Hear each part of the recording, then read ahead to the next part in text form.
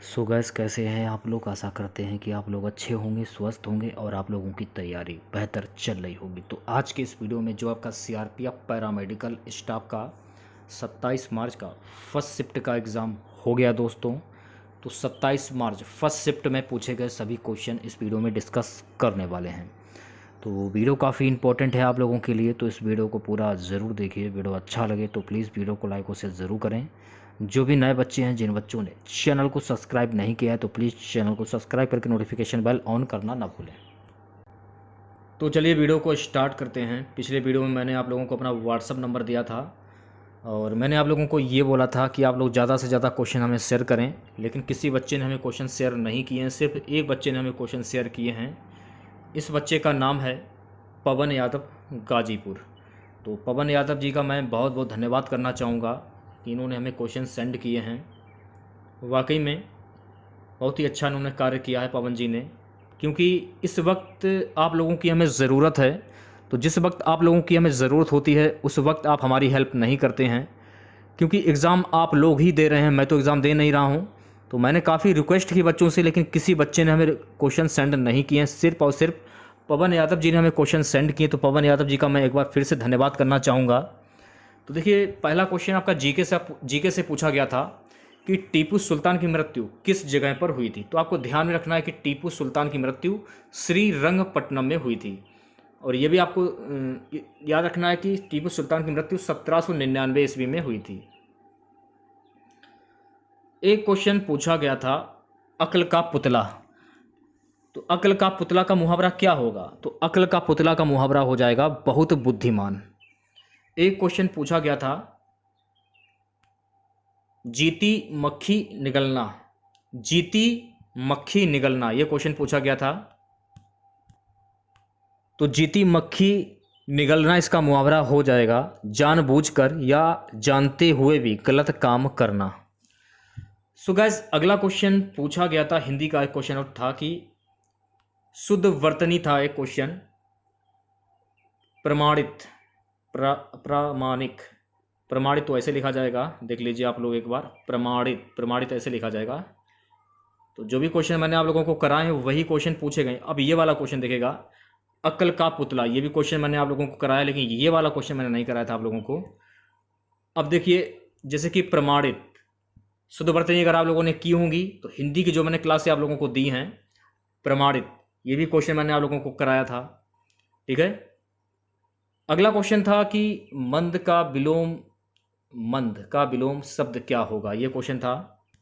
अगर हम मंद के विलोम शब्द की बात करें तो ऑप्शन में आपके तेज भी हो सकता है, तीव्र भी हो सकता है, प्रखर भी हो सकता है और त्वरित भी हो सकता है।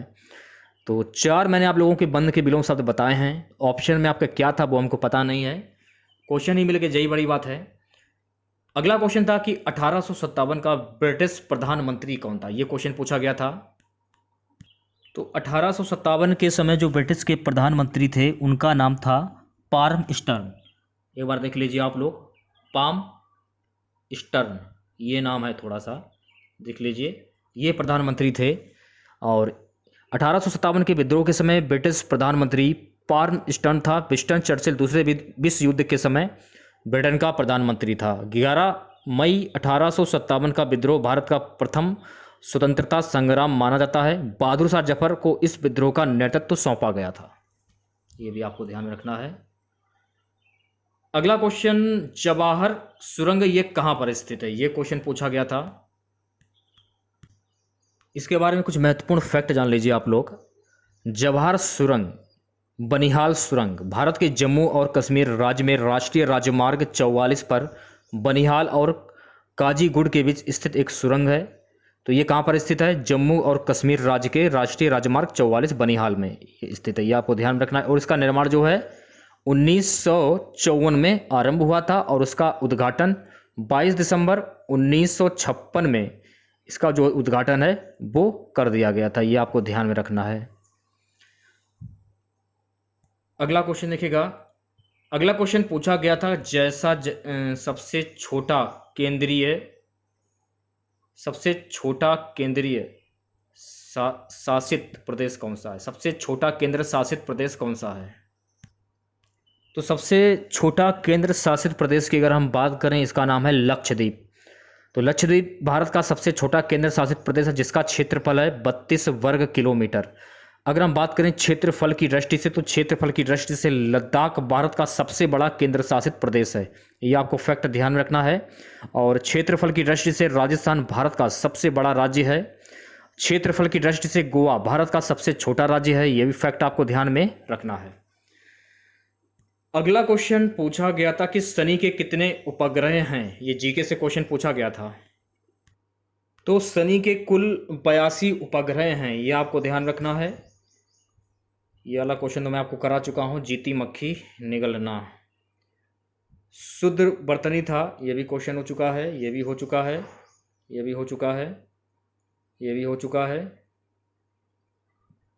एक क्वेश्चन था कि गोलकुंड किला ये कहाँ पर स्थित है। ये जीके का क्वेश्चन पूछा गया था, गोलकुंड किला ये कहाँ पर स्थित है।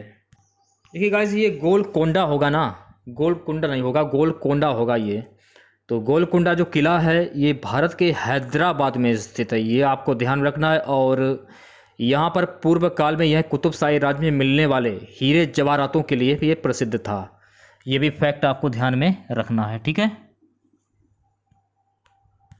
एक क्वेश्चन पूछा गया था कि पानीपत का तीसरा जो युद्ध था वो कब लड़ा गया था। तो पानीपत के सभी युद्ध के बारे में जान लीजिए। पानीपत का प्रथम युद्ध अप्रैल 1526 को पानीपत के निकट लड़ा गया था। और किसके बीच में लड़ा गया था ये भी जान लीजिए। तो पानीपत का प्रथम युद्ध बाबर और दिल्ली के लोदी वंश के सुल्तान इब्राहिम लोदी के बीच में लड़ा गया था। और इस युद्ध में बाबर की विजय हुई थी और लोदी को हार का सामना करना पड़ा था, ये आपको ध्यान में रखना है। दूसरे युद्ध की बात करें, पानीपत का दूसरा युद्ध 5 नवंबर 1556 को उत्तर भारत के हिंदू शासक सम्राट हेमचंद्र विक्रमादित्य, लोकप्रिय नाम हेमू, और अकबर की सेना के बीच यह पानीपत का युद्ध लड़ा गया था, जिसमें अकबर की विजय हुई थी। यह भी आपको ध्यान में रखना है, ठीक है। अगर हम बात करें तृतीय युद्ध की, तो पानीपत का तृतीय युद्ध कब हुआ था, ये क्वेश्चन पेपर में पूछा गया था। तो पानीपत का तीसरा युद्ध 14 जनवरी 1761 को पानीपत में दिल्ली से लगभग 60 मील दूर उत्तर में मराठा साम्राज्य और अफगानिस्तान के अहमद शाह अब्दाली के बीच में लड़ा गया था। यह भी आपको ध्यान में रखना है। एक क्वेश्चन पूछा गया था कि 44वां संविधान संशोधन कब हुआ था। तो 44वां संविधान संशोधन वर्ष 1978 में हुआ था। तो 44वें संविधान संशोधन अधिनियम 1978 द्वारा संपत्ति के अधिकार को मौलिक अधिकारों से हटा दिया गया था, ये आपको ध्यान में रखना है। एक क्वेश्चन पूछा गया था 2022 का सबसे क्रिमिनल राज्य कौन सा है। तो राष्ट्रीय अपराध रिकॉर्ड ब्यूरो NCRB की रिपोर्ट के मुताबिक महिलाओं के अपहरण के मामलों में उत्तर प्रदेश 10,574 सबसे ऊपर है। इसके बाद बिहार का नंबर आ जाता है 8,661 और महाराष्ट्र में 7,559 का स्थान है। महानगरीय शहरों के मामले में देश की राजधानी दिल्ली 3,948 पंजीकृत मामलों के साथ सबसे आगे है, ये भी आपको ध्यान में रखना है। एक क्वेश्चन गाइस पूछा गया था कि 8वीं अनुसूची में कितने भाग हैं। तो 8वीं अनुसूची में कुल 22 भाग हैं। भारतीय संविधान के अनुच्छेद 344(1) और 351 भारत में राजभाषा से संबंधित है, ये भी फैक्ट आपको ध्यान रखना है। और भारतीय संविधान की 8वीं अनुसूची में 22 भाषाएं शामिल हैं। मूल रूप से इसमें 14 भाषाएं थीं, लेकिन वर्तमान में 22 भाषाएं हैं, ये भी फैक्ट आपको ध्यान में रखना है। तो इतने ही क्वेश्चन हमको मिले थे। काफ़ी बच्चों ने क्वेश्चन शेयर नहीं किए हैं, चलिए कोई बात नहीं। तो जिन बच्चों ने हमारे चैनल के माध्यम से अगर तैयारी की होगी, उन सभी बच्चों का GK GS वाला पार्ट और हिंदी वाला पार्ट बिल्कुल अच्छा हुआ होगा। मैंने भी क्वेश्चन देखे हैं, जितने भी क्वेश्चन मैंने आप लोगों को पढ़ाए हैं, हमारे द्वारा पढ़ाए हुए सभी क्वेश्चन पेपर में आए हैं। पानीपत का जो तीसरा युद्ध हुआ था वो कब लड़ा गया था, ये भी आपके पेपर में पूछा गया था। और जो भी मैंने क्वेश्चन आपको बताए हैं, सभी क्वेश्चन लगभग हमारे ही क्वेश्चन फंसे हुए हैं। हाँ, ये हो सकता है कि 2 से 3 क्वेश्चन जो हैं इसमें से नहीं, मेरे द्वारा पढ़ाए हुए नहीं आए हैं। ये तो सभी में होता है कि 2 से 3 क्वेश्चन नहीं पूछे जाते, लेकिन ज़्यादातर जो मैंने आप लोगों को पढ़ाया है, जो कुछ 10 से 15 दिनों में जो कुछ मैंने आप लोगों को पढ़ाया है, हमारे द्वारा ही क्वेश्चन, जो मैंने आप लोगों को पढ़ाया, हमारे द्वारा ही क्वेश्चन पूछे गए हैं। तो सेकंड शिफ्ट का भी एग्ज़ाम खत्म हो चुका होगा, ये भी हमको मालूम है, लेकिन आप लोग क्वेश्चन सेंड नहीं करेंगे, ये भी हमको अच्छे से मालूम है। तो जो भी बच्चे अगर क्वेश्चन सेंड करना चाहे सेकंड शिफ्ट के या फिर थर्ड शिफ्ट के, क्योंकि थर्ड शिफ्ट का एग्जाम आप लोगों का 4:30 बजे से होगा, तो सेकंड शिफ्ट का अगर एग्जाम खत्म हो गया हो तो आप लोग हमें क्वेश्चन जरूर सेंड करें हमारे व्हाट्सएप पर। नंबर है हमारा 91-406-76-626, ये हमारा व्हाट्सएप नंबर है।